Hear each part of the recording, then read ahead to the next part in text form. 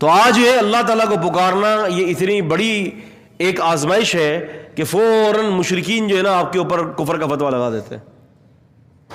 لیکن حقیقت بات یہ ہے کہ جو اس آیت کے اندر بتایا جا رہا ہے کہ جن کو تم اللہ کے سوا پکارتے ہو وہ تو خود مخلوق ہیں, کیا کر سکتے ہیں. بلکہ سورہ فاطر نے تو اللہ تعالیٰ نے سورہ فاطر کے اندر تو بڑی کمال کی بات ذکر فرما دی. فرمایا کہ لا یملکون من قطمیر, تم جن کو اللہ کے سوا پکارتے ہو وہ تو ایک کھجور کے اوپر جو ایک جری ہوتی ہے سفید رنگ کی گٹھلی کے اوپر اندر, فرمایا کہ یہ تو اس کے بھی مالک نہیں ہے, یعنی یہ چیز بھی ان کی اپنی نہیں ہے. تو اب اندازہ کر لیں کہ پھر کیا حیثیت رہی. خیر, فرمایا اموات غیر احیاء, یہ زندہ نہیں ہے یہ تو مردہ ہے.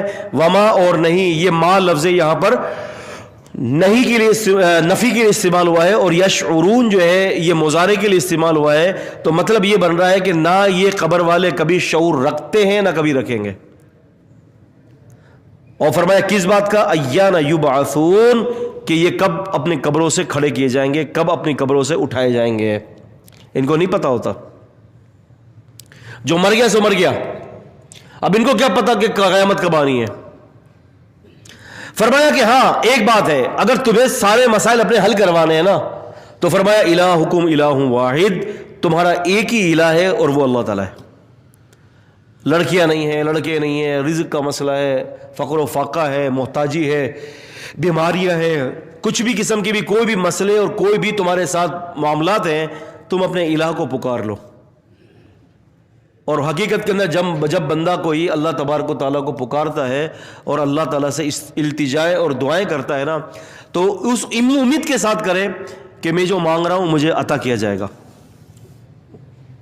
اور ہماری تو ایک بڑی, میں آپ کو سچی بات بتا رہا ہوں, کھل کے بات بتا رہا ہوں, ہم لوگ بھی عجیب قسم کے بھکاری ہیں. ہم لوگ بھی عجیب قسم کے بھکاری ہیں. ایک تو ہمیں شہنشاہ کے سامنے مانگنا نہیں آتا. یہ نا قاری سہیب میر محمدی حفظہ اللہ تعالی, ان کے میرے خیال سے والد صاحب تھے, کسی نے مجھے بتایا تھا ان کے ابا جی کے بارے میں, بڑے اللہ والے بندے تھے. ان کے والد اور دادا بڑے اللہ والے, یہ خود بھی اللہ والا بندہ ہے, قاری سہیب میر محمدی حفظہ اللہ تعالی. اللہ تعالیٰ ان کی بھی حفاظت فرمائے. ان کو تو پتہ نہیں ہے, ہم پیچھے سے اپنے بھائی کے لیے دعا کر رہے ہیں. اللہ اکبر. تو ان کے بارے میں, ان کے والد کے بارے میں آتا ہے کہ اتنے بڑے اللہ والے تھے کہ ایک دفعہ کسی بندے نے نا کوئی سواری بواری مانگ لی, کوئی چھوٹی موٹی جو سواری ہوتی ہے نا, ان کے والد صاحب نے یہ کہا کہ یار کیسی عجیب بات کر رہے ہو, ہیں کیسی عجیب چیز مانگ رہے ہو تم اللہ تعالیٰ سے. یار شہنشاہ سے مانگ رہے ہو تو کوئی 2-4 لاکھ کی چیزیں مانگ رہے ہو, کھربوں روپے والی چیز مانگو اس سے, اس کے پاس کون سی کمی ہے بھائی, تمہیں مانگنا نہیں آ رہا. تو ہم لوگوں کو دراصل حقیقت یہ ہے کہ ہمیں اللہ تعالیٰ سے مانگنا نہیں آتا. ہم اس بات کا یقین کامل اپنے دل کے اندر بٹھا لینا کہ میں بھکاری ہوں اور وہ دینے والا ہے. یا ایھا الناس انتم الفقراء الی اللہ, اے لوگو تم سارے کے سارے ایک ہی اللہ کے بھکاری ہو, محتاج ہو, کلاش ہو, غریب ہو, فقر کے اندر مبتلا ہو. اللہ تعالیٰ ہے الغنی, دینے والا ہے, غنی ہے, غنا ہے اس کے اندر, وہاب اور عطا کرنے والا ہے, دینے والا ہے. مانگو کیا مانگتے ہو. تو فرمایا کہ تمہارا ایک ہی الہ ہے. فالذین لا یؤمنون بالآخرۃ, فالذین, پس وہ لوگ, لا یؤمنون, جو ایمان نہیں لاتے, بس وہ لوگ جو ایمان نہیں لاتے, بالآخرۃ, آخرت پر, قلوبہم منکرۃ, اور ان کے دل جو ہے وہ کیا ہوتے ہیں, ان کے دل انکار کرتے ہیں آخرت کے, وہم مستکبرون, اور وہ تکبر کی حالت میں ہوتے ہیں. وہ لوگ جو اللہ تعالیٰ کے علاوہ کسی اور کو پکارتے ہیں, اللہ تعالیٰ کے الہ والسلام کسی اور کو اپنا معبود بنا لیتے ہیں, اللہ تعالیٰ فرماتے ہیں کہ ان کے دل منکر ہے. ان کے دل کیا ہے, منکر ہے. لا جرم, کوئی شک نہیں ہے, لا جرم, کوئی شک نہیں, اس بات کے اندر کوئی شک نہیں. ایک استعمال ہوتا ہے لا ریب, اور ایک عربی میں کوئی شک کے لیے استعمال ہوتا ہے لا جرم, یعنی کوئی اس بات کے اندر شک نہیں. ان اللہ, یقین اللہ تعالی, یعلم, جانتا ہے وہ, ما, جو, یسرون, وہ چھپاتے ہیں, وما یعلنون, اور جس چیز کو وہ ظاہر کرتے ہیں. کوئی اس کے اندر شک نہیں ہے کہ جو کچھ بھی یہ ظاہر کر رہے ہیں اور جس جس چیز کو وہ چھپاتے ہیں، اللہ تعالیٰ سارے سینوں کے بھیدوں کو اور سینوں کے حالات کو خوب جانتا ہے۔ اور سورہ مجادلہ کے اندر فرماتے ہیں کہ ما یکون من نجوى ثلاثة الا هو رابعهم، جہاں کئی تین چپکے چپکے باتیں کر رہے ہوتے ہیں، ان میں چوتھا اللہ تعالیٰ ہوتے ہیں۔ چپکے چپکے باتیں چل رہی ہیں نا، سرگوشیاں چل رہی ہیں، یعنی کوئی بھی اگر آپ خاموشی سے بھی کوئی بات کہیں گے، ایسی بات کہیں گے کہ آپ کے بائیں ہاتھ کو یا آپ کے دائیں ہاتھ کو خبر تک نہیں ہوگی، لیکن اللہ تعالیٰ آپ کے ساتھ ہے، آپ کو دیکھ رہا ہے، سن بھی رہا ہے، دیکھ بھی رہا ہے، لیکن اپنے علم اور قدرت کے اعتبار سے۔ صحیح بخاری کے اندر ایک بڑا عجیب واقعہ ہے، سیدنا حاطب بن ابی بلتہ رضی اللہ تعالی عنہ، نبی پاک صلی اللہ علیہ وسلم کے جلیل و قدر صحابی سیدنا حاطب بن ابی بلتہ، اور خصوصیات میں سے ان کی خصوصیت یہ ہے، بدری صحابی تھے، جنگ بدر کے اندر شمولیت تھی۔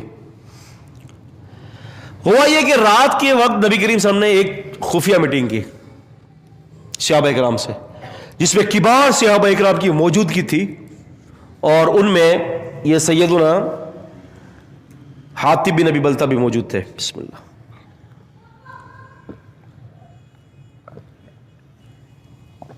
الحمدللہ۔ ہوا یہ تھا کہ ارادہ یہ تھا کہ اچانک جو ہے نا کفار کے اوپر حملہ کرنا تھا، اچانک، اور بہت ہی مخصوص لوگوں کو نبی پاک صلی اللہ علیہ وسلم نے اپنی اس مجلس میں شامل کیا تھا، ان میں سیدنا حاطب بن ابی بلتہ رضی اللہ تعالیٰ عنہ بھی موجود تھے۔ انہوں نے کیا کیا؟ ان سے ایک بہت بڑی غلطی ہو گئی۔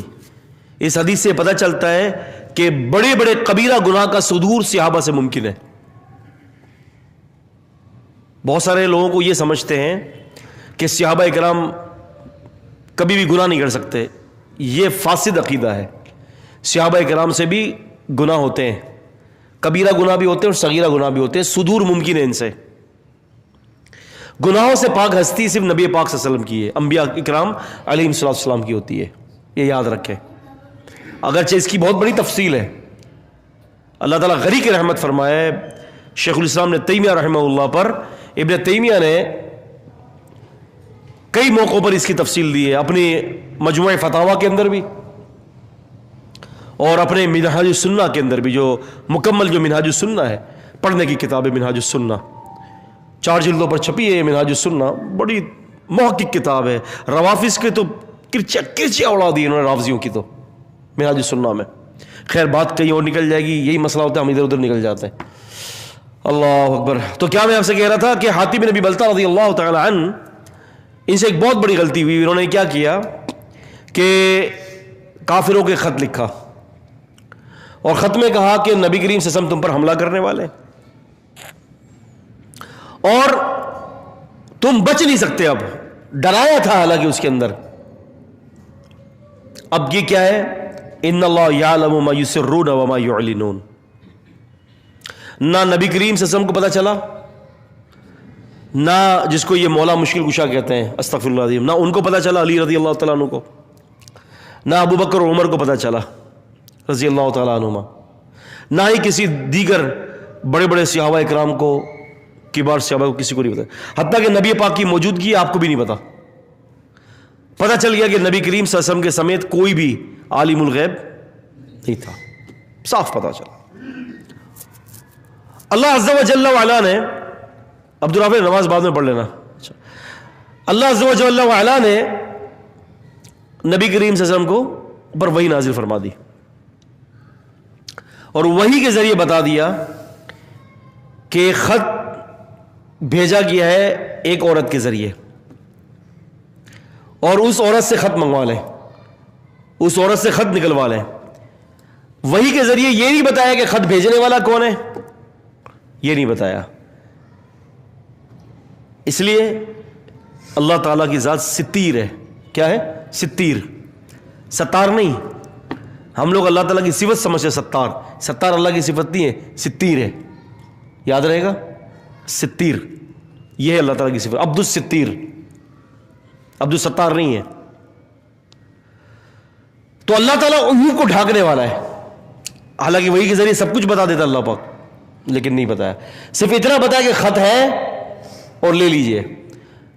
امیر المومنین علی رضی اللہ عنہ کو بھیجا اور ایک اور صحابی کو بھیجا, فلاں ایک عورت ہے راستے میں جا رہی ہے, پکڑ لو اس کو, اس کے پاس خط ہے. اب یہ دونوں صحابہ کرام گئے اور اس عورت کو روک لیا, فرمایا کہ خط دو. کہتے کون سا خط, میرے پاس تو کوئی خط نہیں ہے. سیدنا علی رضی اللہ عنہ فرمایا کہ اللہ کے رسول نے تمہارے بارے میں خبر دی ہے اور اس زبان سے حق کے سوا کچھ نہیں نکلتا, ہمارا ایمان یہ کہ خط تیرے پاس ہے, اگر نہیں دے گی تو تجھے برہنہ کر دیں گے. وہ ڈری اور اپنی چٹیا کے اندر سے خط نکال کے دے دیا. اب یہاں دیکھیں صحابہ کرام کیسے امانت دار تھے, خط کھول کے دیکھا نہیں کہ اس میں کیا لکھا ہوا ہے, ایسے ہی خط لا کر نبی پاک کو دے دیا. آپ سے فرمایا پڑھو اس میں کیا ہے. اب جب پڑھائی کی تو پتہ چلا کہ من حاطب بن ابی بلتا, یہ خط حاطب بن ابی بلتا کے لیے ہے, بلتا کی طرف سے ہے اور کفار کے سرداروں کو ہے, اور یہ اس کے اندر لکھا ہوا ہے. نبی صلی اللہ علیہ وسلم فرمایا حاطب یہ کیا ہے, یہ کیا ہے حاطب؟